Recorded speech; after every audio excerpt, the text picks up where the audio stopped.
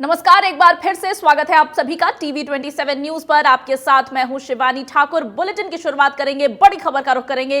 Taiwan में भूकंप के झटके महसूस किए गए हैं। ताइवान में भूकंप ने एक बार फिर भारी तबाही मचा दी है। 7.5 की तीव्रता से भूकंप के झटके ताइवान में महसूस किए गए। जापान ने भी वार्निंग जारी कर दी है। भूकंप से ताइवान में कई इमारतें ध्वस्त होने की खबर सामने आ रही है। वहीं इमारतों में लोगों के भी फंसे होने की खबर सामने आई है।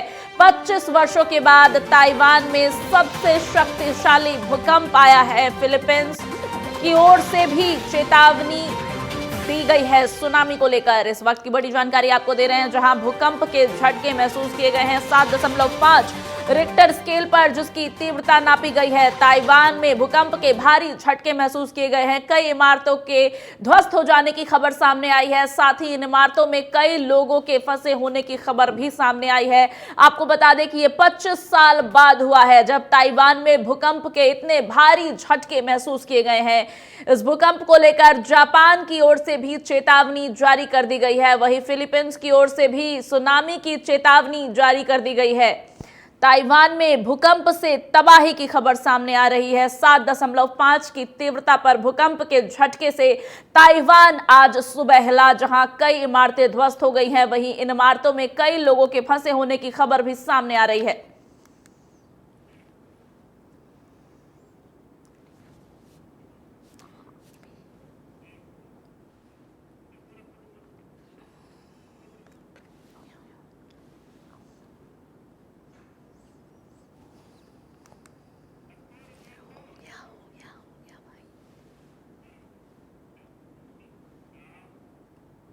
बुलेटिन में आगे बढ़ेंगे। आज प्रधानमंत्री आवास पर कैबिनेट की अहम बैठक होगी। कैबिनेट बैठक में बीजेपी के सभी मंत्री शामिल होंगे। कैबिनेट मंत्रियों के साथ प्रधानमंत्री आवास पर यह अहम बैठक होगी और कहा जा रहा है कि लोकसभा चुनाव को लेकर कई बड़े फैसले इस बैठक में हो सकते हैं। सुबह 11 बजे कैबिनेट की यह अहम बैठक प्रधानमंत्री नरेंद्र मोदी के आवास पर होने वाली है। आपको बता दें कि हर बुधवार को प्रधानमंत्री नरेंद्र मोदी के आवास पर कैबिनेट की यह अहम बैठक होती है। कई बार प्रधानमंत्री ऑफिस में भी ये बैठक होती है। इसी प्रकरण में आज भी कैबिनेट की यह अहम बैठक है। लोकसभा चुनाव के मद्देनजर अहम बैठक मानी जा रही है। कहा जा रहा है कि लोकसभा चुनाव को लेकर के कई बड़े फैसले इस बैठक में लिए जा सकते हैं। इस बैठक में बीजेपी के तमाम कैबिनेट मंत्रियों की उपस्थिति होगी।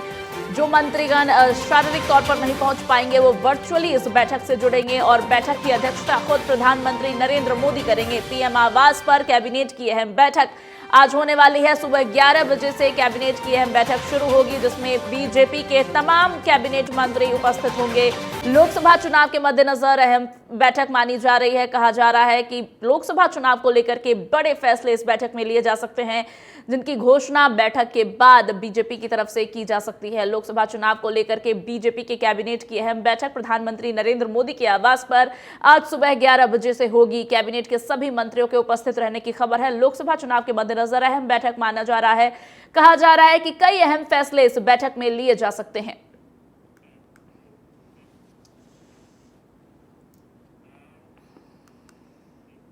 अगली खबर का रुख करेंगे। 10 सीटों पर प्रधानमंत्री नरेंद्र मोदी की नमो रैली आज होने वाली है। तीसरे चरण की 10 सीटों पर वर्चुअल रैली करेंगे आज प्रधानमंत्री नरेंद्र मोदी और नमो ऐप के जरिए संबोधित भी करेंगे प्रधानमंत्री। आपको बता दें कि 22,648 बूथों पर कार्यकर्ताओं से जुड़ेंगे प्रधानमंत्री नरेंद्र मोदी। कार्यकर्ताओं से संवाद भी करेंगे प्रधानमंत्री। लोकसभा चुनाव की तैयारियों को दुरुस्त करते हुए प्रधानमंत्री नरेंद्र मोदी बूथ के स्तर तक कार्यकर्ताओं में जोश भरने का काम करेंगे। वहीं वोटरों को साधने के लिए भी चुनावी हवा बीजेपी के पक्ष में मोड़ने की पूरी कोशिश होगी।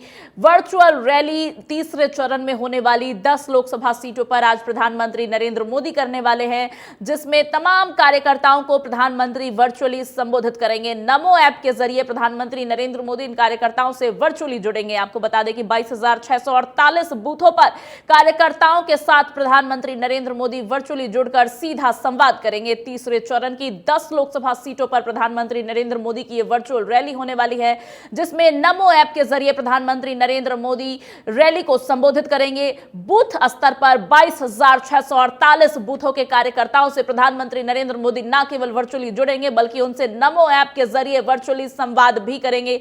लोकसभा चुनाव के मद्देनजर अहम वर्चुअल रैली।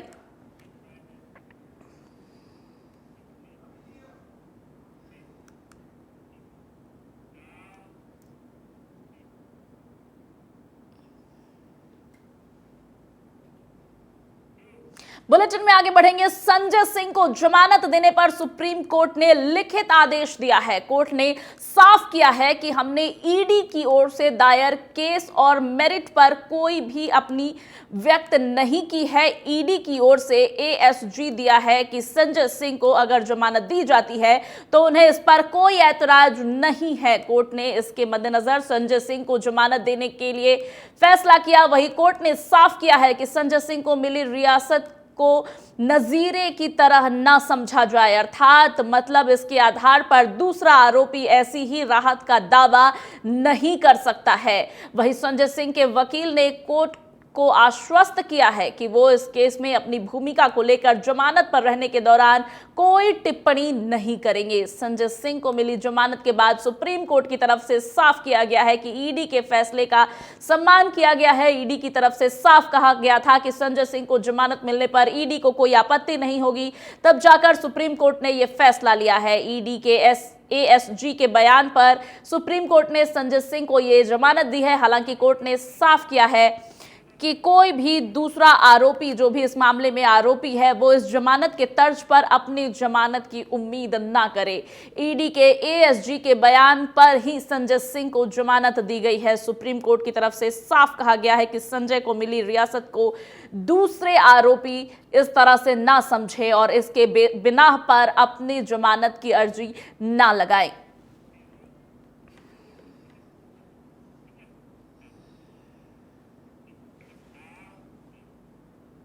प्रत्याशी भगवत शरण गंगवार समाजवादी पार्टी से इस बार 26 पीलीभीत संसदीय निर्वाचन क्षेत्र से लोकसभा का चुनाव लड़ रहे हैं। 2024 लोकसभा चुनाव के सपा प्रत्याशी भगवत शरण गंगवार पर थाना बरेली और नवाबगंज थाने में अलग अलग धाराओं में मुकदमे दर्ज किए गए थे, लेकिन किसी भी मुकदमे में वो दोषी साबित नहीं हुए। उन पर कोई भी दोष सिद्ध नहीं हुआ है। आपको बता दें कि भगवत शरण गंगवार पीलीभीत से लोकसभा का चुनाव लड़ेंगे। सपा के प्रत्याशी हैं भगवत शरण गंगवार, जिनके ऊपर कई मामले और मुकदमे दर्ज किए गए थे। हालांकि किसी भी मुकदमे में वो दोषी साबित नहीं हुए हैं और कोई भी दोष उन पर सिद्ध नहीं हो पाया है। सपा के प्रत्याशी भगवत शरण गंगवार पर कई थाने में अलग अलग मुकदमे की तरफ दर्ज किए गए थे। हालांकि किसी भी मुकदमे में वो दोषी नहीं पाए गए हैं। उन पर लगा हुआ कोई भी दोष सिद्ध नहीं हुआ है। आपको बता दें कि पीलीभीत से सपा के प्रत्याशी हैं भगवत शरण गंगवार और लोकसभा चुनाव के उम्मीदवार हैं।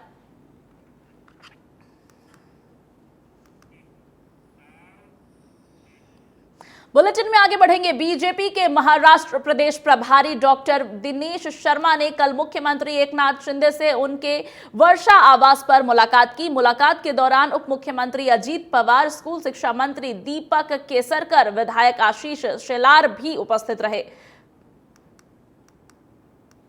वर्षा आवास पर मुलाकात की गई, जिसमें कई अहम बातें निकल करके सामने आ सकती है। बीजेपी के प्रदेश प्रभारी डॉक्टर दिनेश शर्मा ने कल मुख्यमंत्री एकनाथ शिंदे से उनके वर्षा आवास पर मुलाकात की। मुलाकात के दौरान उप मुख्यमंत्री अजीत पवार भी मौजूद रहे, स्कूल शिक्षा मंत्री दीपक केसरकर भी मौजूद रहे और विधायक आशीष शेलार की भी उपस्थिति रही। डॉक्टर दिनेश शर्मा की सीएम शिंदे से इस मुलाकात को अलग अलग नजरिए से देखा जा रहा है।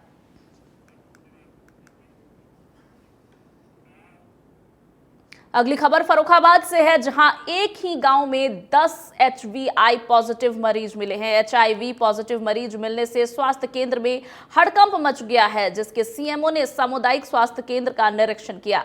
निरीक्षण के बाद सीएमओ को एचआईवी मरीज मिलने की जानकारी मिली है, जिसके बाद उस गांव के कई और लोगों ने एचआईवी की जांच कराई। ये पूरा मामला ब्लॉक कमालगंज के सामुदायिक स्वास्थ्य केंद्र का बताया जा रहा है।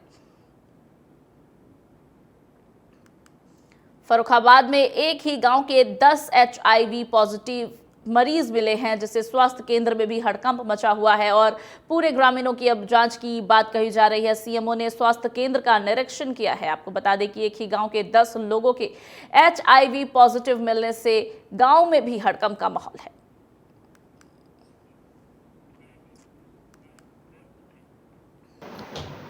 कमाल हमारे सामुदायिक स्वास्थ्य केंद्र में अभी तक 10 एचआईवी के मरीजों का इलाज चल रहा है। बाकी अभी हमने जांच की हुई है, औरों की रिपोर्ट अभी नहीं आई हुई। 10 फाइनल रिपोर्ट है जिनकी एचआईवी की दवाई भी चल रही है, आरटी चल रही है और वो अभी स्वस्थ हैं। तो इसमें क्या स्वास्थ्य टीम बराबर देख रेख में है क्या ये लोग? हाँ, ये हमारे काउंसलर उनकी टीम में कैंप भी लगाते हैं और बार बार घर जाके काउंसलिंग भी करते हैं। ये पूरी देख रेख में है। अगली खबर उन्नाव से है। यहां वायुसेना की टीम मिशन गगन शक्ति के अंतर्गत लखनऊ आगरा एक्सप्रेसवे की हवाई पट्टी पर लड़ाकू विमान उतारकर अपना शौर्य दिखाएगी। बता दें कि 6 और 7 अप्रैल को बांगरमऊ स्थित आगरा लखनऊ एक्सप्रेसवे की हवाई पट्टी पर लड़ाकू विमान उतरने का कार्यक्रम संभावित है। लखनऊ आगरा एक्सप्रेसवे पर बांगरमऊ के खंभौली गांव के पास बनी 3.5 किलोमीटर लंबी एयर स्ट्रिप पर भारत का दमखम दिखाई देगा। यहां 6 और 7 अप्रैल को सुखोई मिराज जवार MI-17 कैरियर एयरक्राफ्ट हरक्यूलिस के समेत 14-15 विमानों की एक्सप्रेस की हवाई पट्टी पर उतरने की संभावना है। वहीं सीईओ बांगरमऊ अरविंद पिरसिया वायुसेना के मिशन गगन शक्ति को सफल बनाने में पुलिस फोर्स के साथ डटे हुए हैं।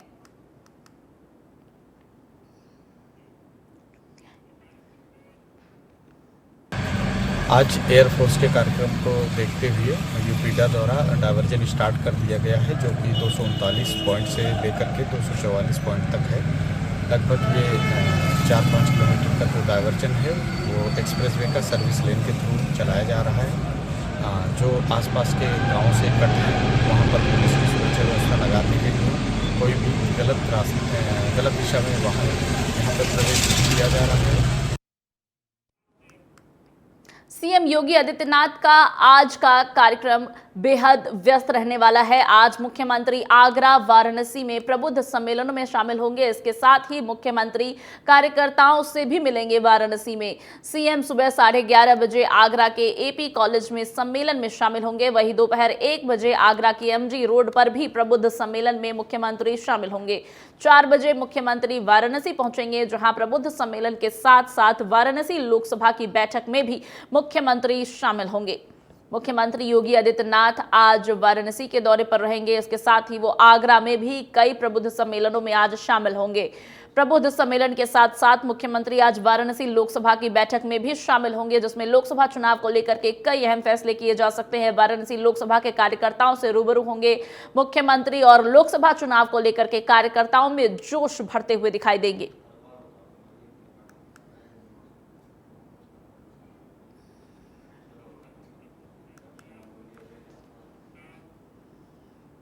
वहीं मुख्यमंत्री डॉक्टर मोहन यादव का भी चुनावी दौरा आज देखने को मिलेगा, जहां जबलपुर, इंदौर और उज्जैन के साथ साथ पन्ना प्रवास पर रहेंगे मुख्यमंत्री डॉक्टर मोहन यादव। महाकालेश्वर भगवान के दर्शन भी करेंगे सीएम। वहीं प्रत्याशी के नामांकन रैली में भी शामिल होंगे। आपको बता दें कि वीडी शर्मा के नामांकन रैली में आज मुख्यमंत्री डॉक्टर मोहन यादव शामिल होंगे। कई जगहों के दौरे पर रहेंगे। चुनावी दौरे पर मुख्यमंत्री डॉक्टर मोहन यादव रहने वाले हैं, जिनमें जबलपुर, इंदौर, उज्जैन और पन्ना प्रवास पर मुख्यमंत्री रहने वाले हैं। लोकसभा चुनाव के लिहाज से तमाम ताकत झोंकते हुए मुख्यमंत्री दिखाई दे रहे हैं। कार्यकर्ताओं में जोश भरने के साथ साथ जनता के मत को भी बीजेपी के पक्ष में मोड़ने के लिए तमाम कवायद जारी है और इसी सिलसिले में प्रत्याशी के नामांकन रैली में भी आज मुख्यमंत्री शामिल होंगे। इसके साथ ही मुख्यमंत्री महाकालेश्वर भगवान के दर्शन करने भी पहुंचेंगे। अगली खबर का रुख करेंगे। पश्चिमी यूपी में चुनावी दौरे पर रहेंगे अमित शाह। चुनावी जनसभा को संबोधित करेंगे गृह मंत्री और बीजेपी के प्रत्याशी संजीव बालियान के पक्ष में सभा भी करेंगे। आरएलडी प्रमुख जयंत चौधरी भी इस दौरान गृह मंत्री के साथ जनसभा में शामिल होंगे। जाट लैंड इलाके में अमित शाह की ये चुनावी हुंकार होनी है। आज सुरक्षा को लेकर चप्पे चप्पे पर पुलिस फोर्स अलर्ट मोड पर है। आपको बता दें कि 1:30 बजे हेलीपैड पर गृह मंत्री अमित शाह पहुंचेंगे। शाहपुर राष्ट्रीय इंटर कॉलेज ग्राउंड में आज ये जनसभा आयोजित की जानी है। तमाम तैयारियां मुकम्मल हैं। तस्वीरों में आप देख सकते हैं संभावित जगह पर पुलिस प्रशासन की मुस्तैदी किस तरह से नजर आ रही है। गृह मंत्री के आगमन को लेकर के पुलिस प्रशासन पूरी तरह से अलर्ट मोड पर है। आपको बता दें कि बीजेपी प्रत्याशी संजीव बालियान के पक्ष में यह जनसभा का आयोजन हो रहा है, जिसमें अमित शाह मौजूद रहने वाले हैं। चुनावी दौरा यह अमित शाह का है, जिसको लेकर के पुलिस प्रशासन भी मुस्तैद है, अलर्ट मोड पर है।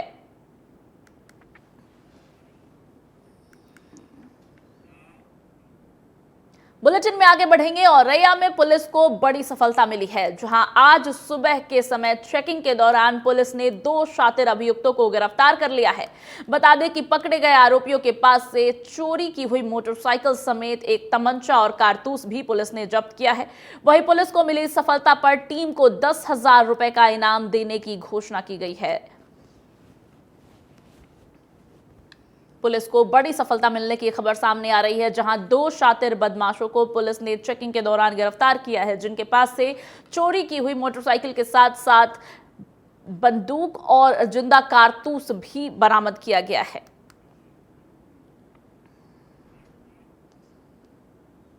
श्रीमान पुलिस अधीक्षक महोदया जनपद औरैया द्वारा अपराध एवं अपराधियों के विरुद्ध चलाए जा रहे अभियान के क्रम में थानाध्यक्ष कुदरकोट श्रीमती पूजा सोलंकी में पुलिस बल द्वारा आज दिनांक 2 अप्रैल 2024 की भोर में संदिग्ध वाहनों व व्यक्तियों की चेकिंग के दौरान गढ़वाना रोड थाना क्षेत्र कुदरकोट से समय करीब 2:40 बजे 2 शातिर अपराधी क्रमशः शिवा यादव पुत्र राकेश उम्र 19 वर्ष निवासी नगला इजोर थाना चलदा जनपद औरैया तथा विशाल राठौर पुत्र ब्रजेश उम्र 20 वर्ष निवासी ग्राम सामो थाना बर्थना जनपद इटावा गिरफ्तार किए गए हैं, जिनके पास से एक अदद चोरी की motorcycle hero Honda Splendor UP 13 BD 5868 तथा विशाल के पास से एक अदद तमंचा 315 बोर व एक जिंदा कारतूस बरामद हुआ है।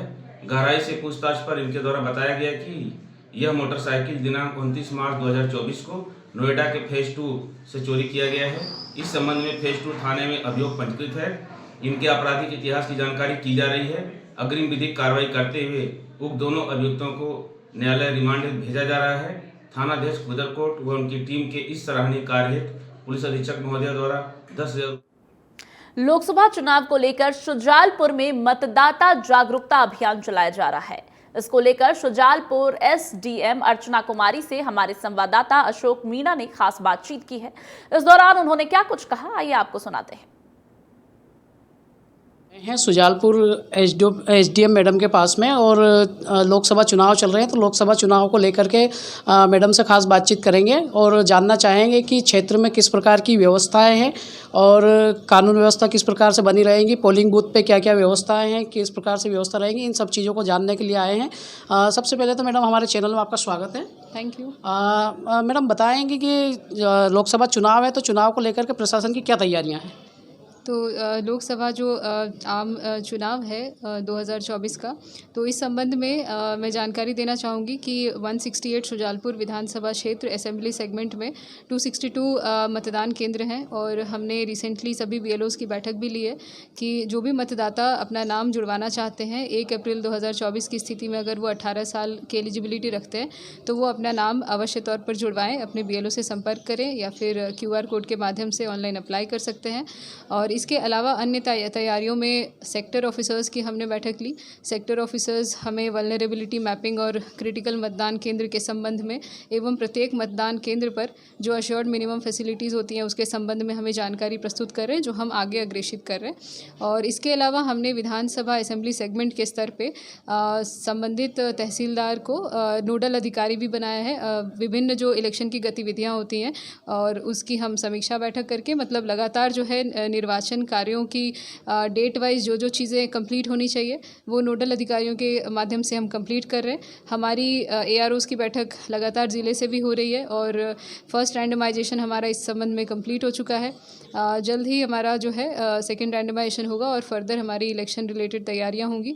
तो इस संबंध में मैं सभी दर्शकों से भी निवेदन करना चाहूँगी कि आप सभी 13 मई को अपने वोट का अवश्य इस्तेमाल करें और ज़्यादा से ज़्यादा संख्या में अपने विधानसभा क्षेत्र में अपने मत को दर्शाएं। Thank you. धन्यवाद। जैसा कि SDM मैडम ने बताया कि जो युवा मतदाता है, जो कॉलेज में छात्र छात्राएं पढ़ रहे हैं, उनके माध्यम से मतदान जागरूकता अभियान चलाया जाएगा और जो 80+ मतदाता है उनके लिए भी संभवतः उनको घर वोटिंग करने की सुविधा दी जाएगी और कहीं ना कहीं जो संवेदनशील क्षेत्र है उनमें भी कानून व्यवस्था दुरुस्त रहेगी। पिछली बार जिस प्रकार से शांतिपूर्वक मतदान हुआ था उसी प्रकार से लोकसभा चुनाव में भी शांतिपूर्वक मतदान रहे।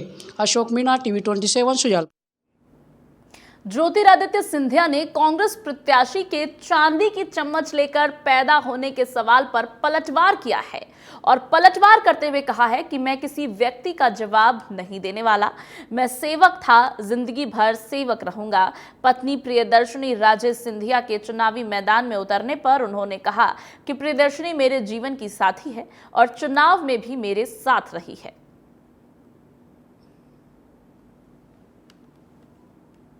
आज बहुत बड़ी सौगात है ग्वालियर के लिए। प्रधानमंत्री जी के द्वारा 10 मार्च को जिस एयर टर्मिनल का उद्घाटन किया गया था, आज पहली फ्लाइट उस टर्मिनल में आ चुकी है और आज से सभी फ्लाइट्स इसी टर्मिनल में आएगी। ये टर्मिनल केवल हवाई अड्डे का टर्मिनल नहीं है, लेकिन ग्वालियर के प्रगति और विकास के द्वार प्रधानमंत्री जी के द्वारा, नरेंद्र मोदी जी के द्वारा स्थापित किए गए हैं। हवाई अड्डा अपने आप में शहर का प्रवेश द्वार है, शहर का निवेश द्वार है,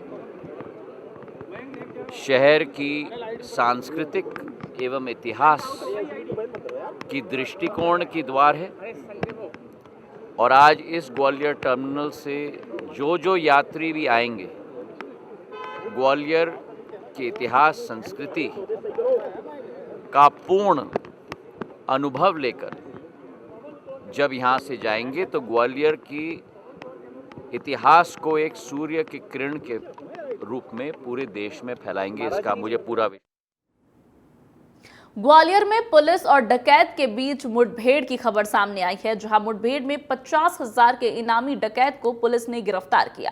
पकड़े गए डकैत के खिलाफ ग्वालियर, मुरैना और राजस्थान के अलग अलग थाने में लूट, डकैती, दुष्कर्म समेत 2 दर्जन मुकदमे दर्ज हैं। पकड़े गए डकैत के पास से 1 असलहा और 2 जिंदा कारतूस पुलिस ने बरामद किया है।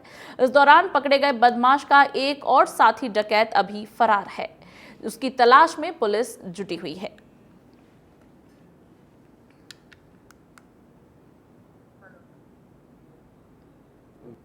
किस तरह से वांटेड था?